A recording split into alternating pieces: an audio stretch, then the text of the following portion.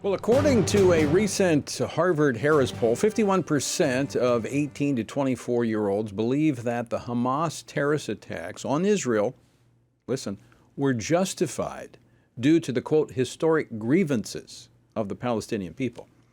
It's difficult to overstate how barbaric and bloody these terrorist attacks on civilians, including the elderly and babies, were.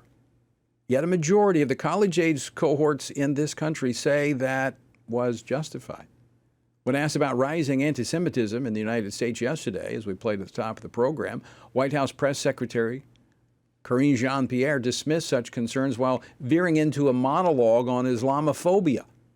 Not to be outdone, not to be outdone. The Southern Poverty Law Center's labor union released a statement this week characterizing the Israeli response to being attacked, the attack that their response to the attack was a form of genocide. Now, how should Christians respond to the rise in anti-Semitic beliefs and actions? Well, joining me now to discuss this is Rabbi Yaakov Menken. He's the managing director of the Coalition for Jewish Values. Rabbi, welcome back to Washington Watch. Good to see you. Good to be back with you. Thank you. How do you explain the ideological capture that has taken over so many on the left, leading them to, I can only describe as anti-Semitic views?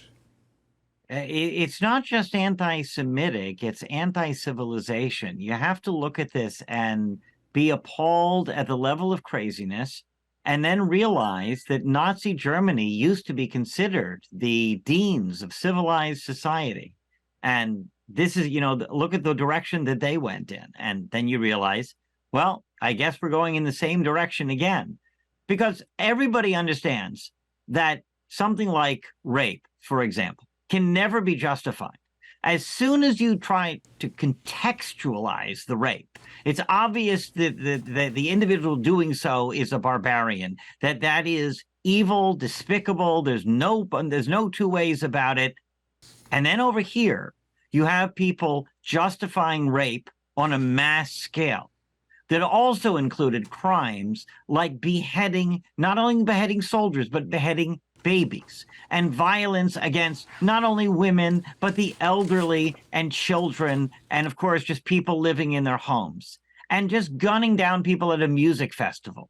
When you find people marching in favor of all that, you definitely see that America now has a problem. I know we've become very calloused and I think desensitized to violence in our culture and society today. But, war, you don't kill civilian. I mean, this is, it's just, well, I'll eat up my time on that. I want to go to the labor union of the Southern Poverty Law Center, and I want to quote from their statement that they released. We support the ongoing call for a ceasefire and the end to the occupation. Now, that's what struck me.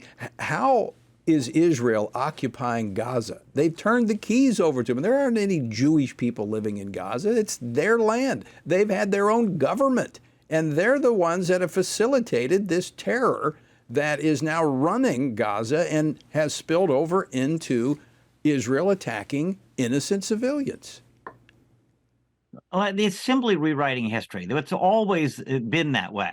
Just calling Arabs Palestinians is racist and exclusionary. It says that Jews are not Palestinians, where that's kind of inverting 2,000 years of world history.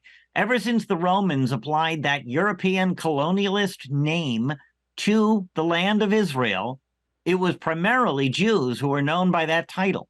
So the whole thing is fiction from beginning to end. The idea that there's an occupation of Gaza, exactly as you said.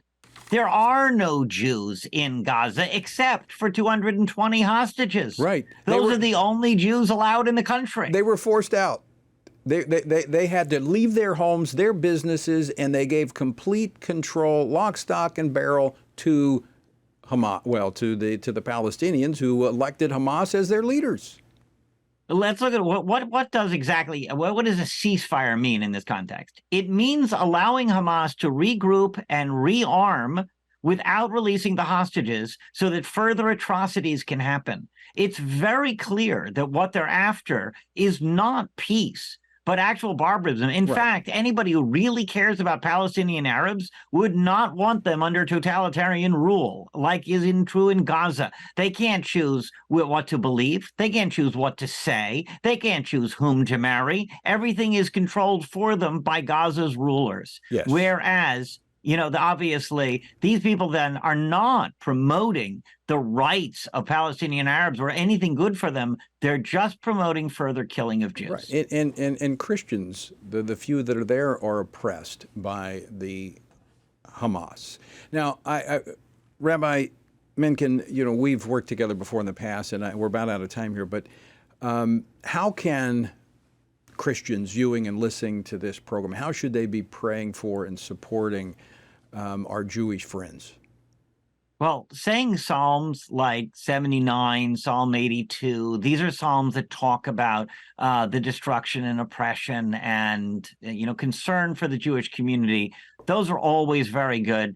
We have to pray and realize that there is so much that when we push for values that we are really working together. The same people who are oppressing Jews on campus are the ones pushing Christian organizations off of campus. You are absolutely right. Anti-Semitic behavior is the canary in the coal mine, as we've talked about before, when it comes to religious freedom.